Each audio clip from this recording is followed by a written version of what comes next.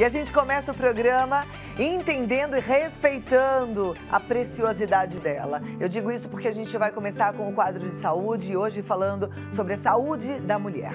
São muitos os mitos e as verdades que giram em torno do universo feminino e da saúde íntima. E para esclarecer, convidamos ele, que é conhecido, referência no assunto, ginecologista e obstetra, que atravessou muitas gerações, marcou presença na nossa história e marca presença na vida de milhares de mulheres todos os dias. Dr. Cláudio Basbaum.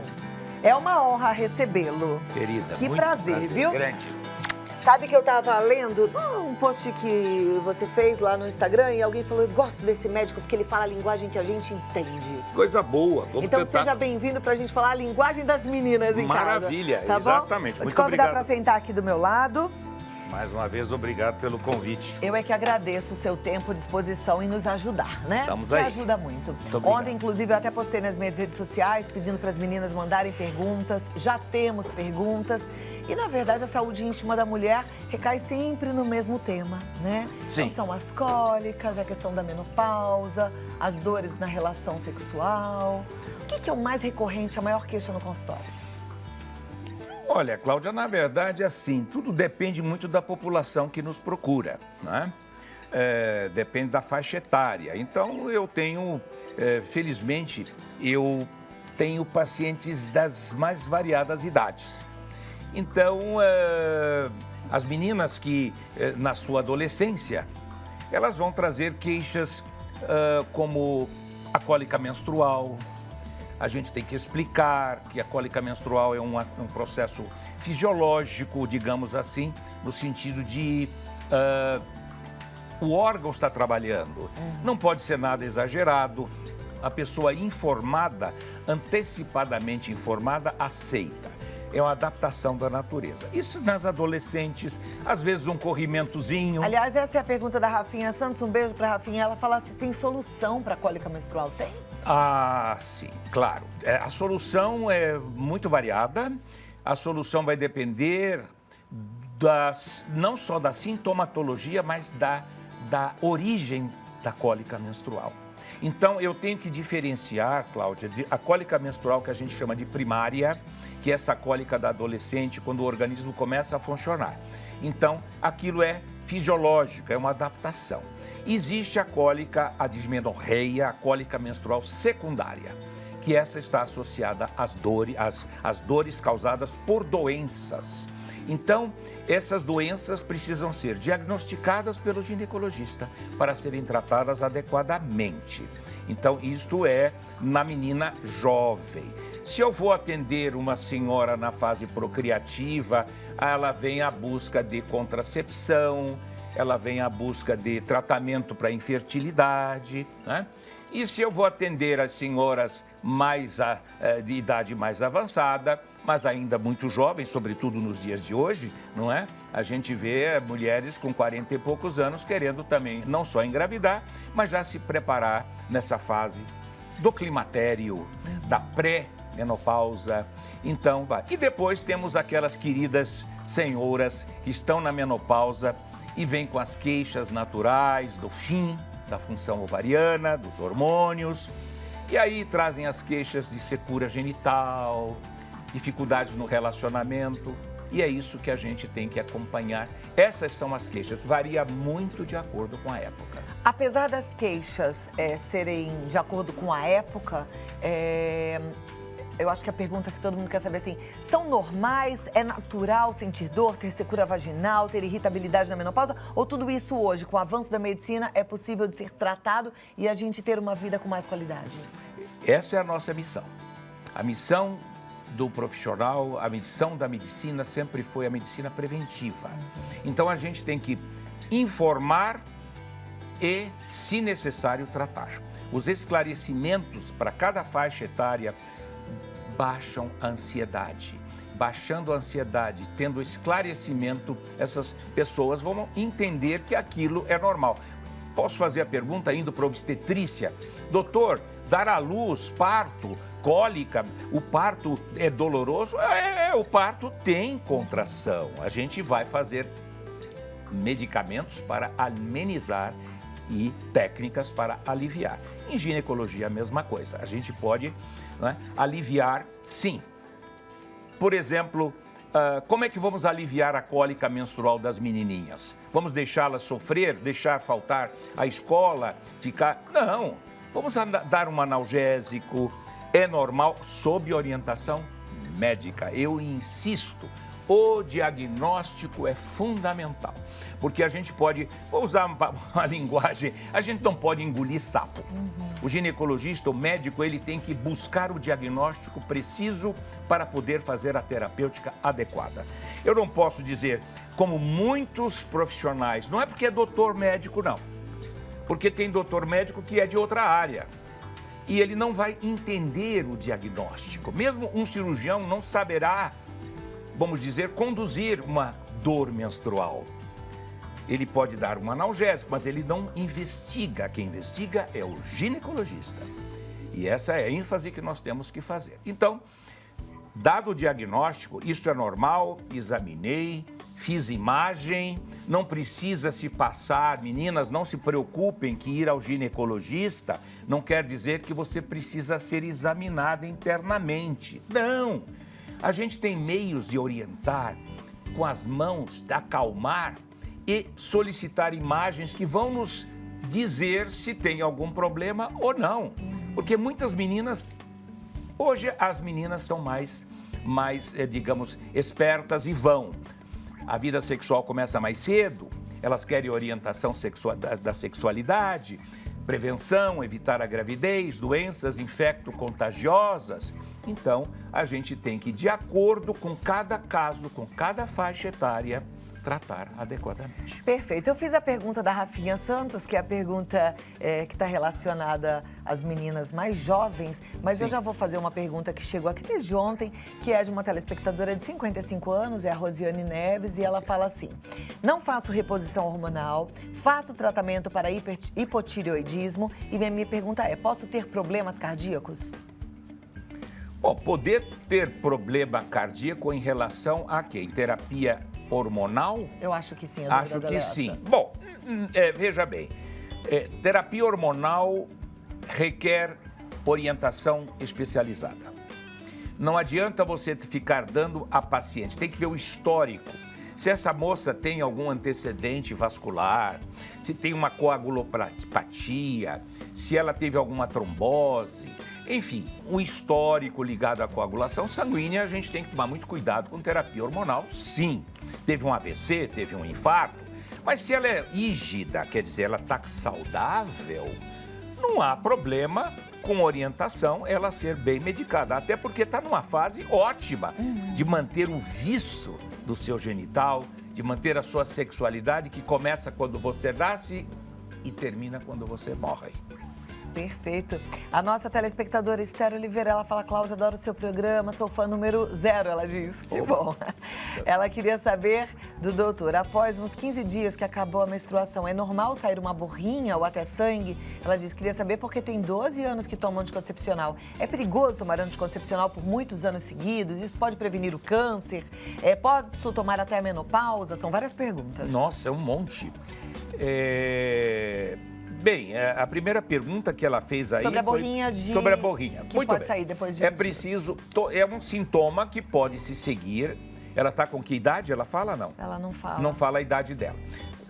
Perder um pouco de sangue, uma borrinha de café, como a gente chama, ou um pouquinho de aquela água de salmoura, como uma água de carne lavada, aquela rosadinha, né? Isso pode ocorrer um dia ou dois depois da menstruação, ainda ficar. No caso dela, ela diz após uns 15 dias. Após uns 15 dias. Dependendo da fase do ciclo, ela pode ter uma pequena perda, que é o período ovulatório.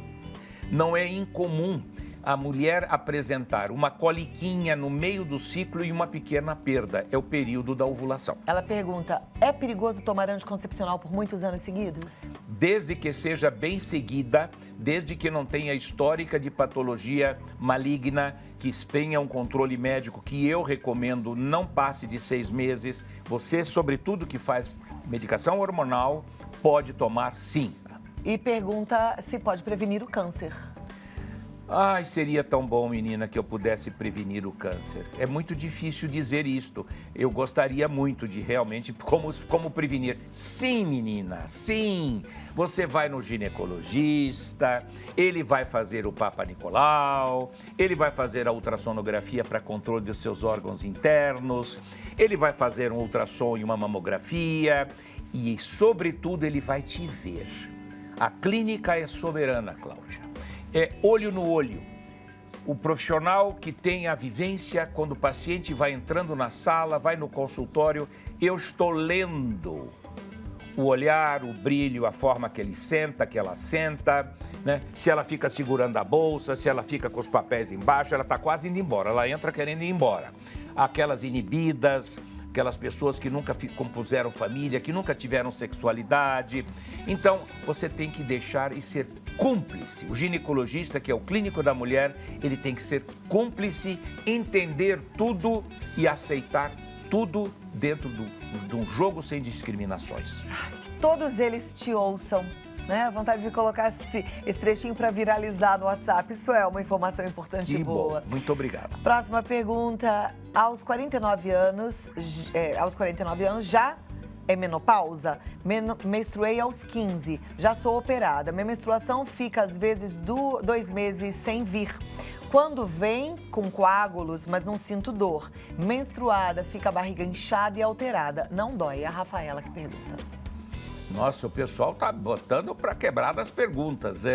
A primeira pergunta dela aí no envolvimento, ela tem 49 anos. Se ela já pode se considerar na menopausa. Não, veja bem, há um conceito padrão internacional. O que é menopausa? Menopausa é aquela mulher que fisiologicamente completou 12 meses sem menstruar. Tá, então no caso dela não, porque ela fica 2 meses e volta. Então é possível estar dentro da normalidade, que aos 49 anos ela está na fase climatérica pré-menopausal, não é? Mas não é menopausa. Tá, e é normal vir coágulo, não ter dor? É normal, perfeito. porque os hormônios começam a, vamos dizer, capengar em função da licença-prêmio, não é? Ou da aposentadoria que os ovários já começam a apresentar. Perfeito. Próxima pergunta, a nossa telespectadora não se identifica, mas ela fala: eu tenho 54 anos, não posso fazer uso de hormônios. Gostaria de saber o porquê que eu tenho tanta queimação após a relação sexual. O exame é sempre normal.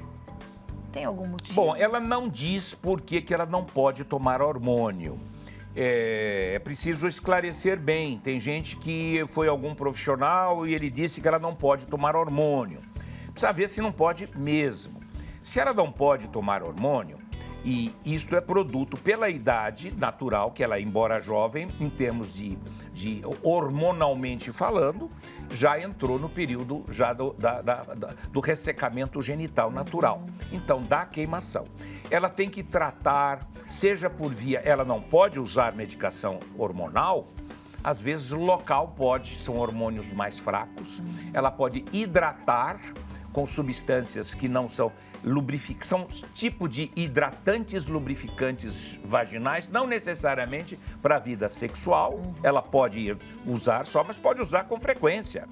E também, sabe, Cláudia, você pode, e hoje a gente recomenda até usar cremes hidratantes que se usa na pele para também passar da região genital.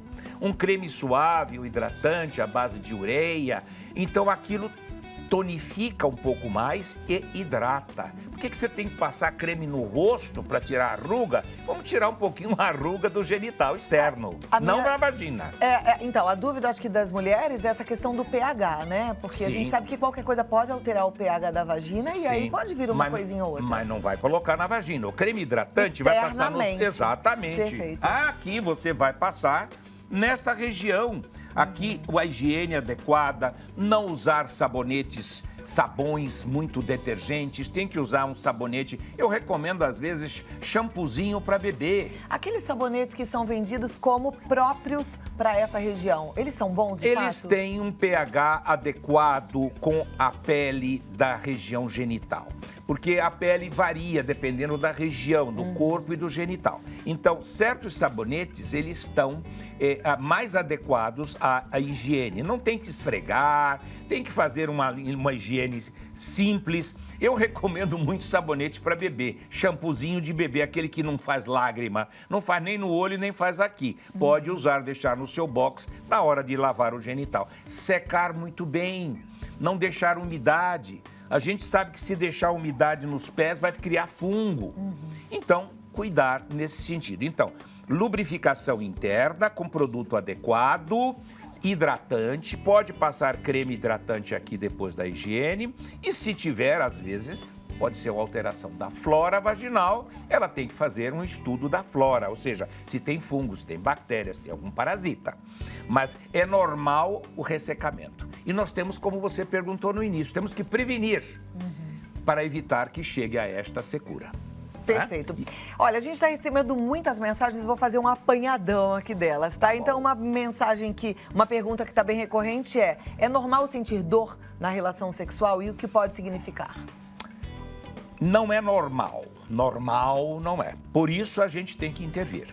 Então, a gente pode, sim, tratar, prevenir, às custas, não. E veja bem, a dor não necessariamente vai ser resolvida com hormônio.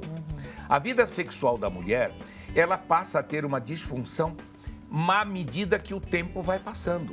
Então, não é que a qualidade se compromete, ela é mais lenta. O homem é mais lento para alcançar, às vezes até mais ligeiro na idade. E a mulher é mais lenta. A resposta sexual feminina, na idade pós-menopausal, ela não termina, mas ela é um pouco mais lenta. Os jogos têm que ser feitos, né? As brincadeiras prévias, criar o clima, e aí as coisas já melhoram. Não é só dar creme vaginal e dizer que ela vai ficar ótima na vida sexual. Então é preciso ter orientação, aconselhamento para que você entenda. A sua vida sexual, ela começa quando você nasce e ela vai terminar quando você morre. Ela muda, mas não acaba. Muito bem. Uma outra pergunta. Sim. Os medicamentos fitoterápicos, os chás e etc., eles realmente funcionam para a menopausa?